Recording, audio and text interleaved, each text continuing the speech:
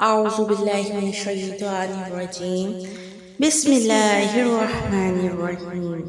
السلام علیکم، میں ہوں مہک گل اور آپ دیکھ رہے ہیں میرا چینل صراط مستقیم۔ آج جو میں آپ کی خدمت میں ویڈیو لے کر حاضر ہوئی ہوں وہ ہے بیری کا درخت۔ بیری کا درخت کسے کہتے ہیں اور اس پر کون سے جنات رہتے ہیں اور اس کے پتوں کے ہمیں کیا فائدے ہیں؟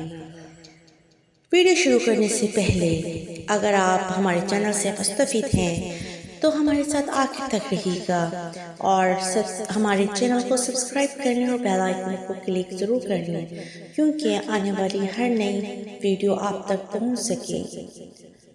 اور اگر آپ کو ہماری ویڈیو پسند آتی ہے تو ہمیں کمنٹس میں ضرور بتایا کریں۔ بیری کا درخت۔ بیری کا درخت کسے کہتے ہیں؟ آپ صلی اللہ علیہ وآلہ وسلم جب معراج کی شب براق پر گئے تھے تو سدرۃ المنتہا پر جا کر براق رک گیا تھا۔ جس مقام پر رکی تھی اس کو سدرۃ المنتہا کہتے ہیں۔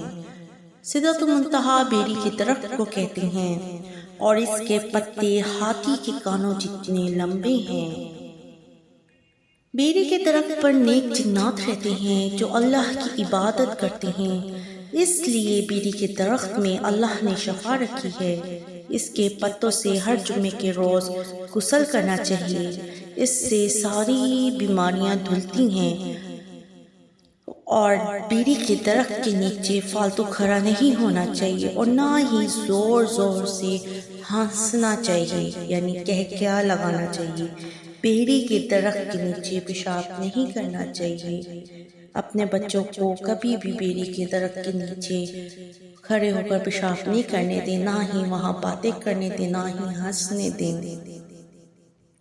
کیونکہ بیری کے درخت میں جنات رہتے ہیں جو کہ نیک ہیں اور وہ اللہ کی عبادت میں مشغول رہتے ہیں، اس لیے بیری کے پتوں میں شفا ہے۔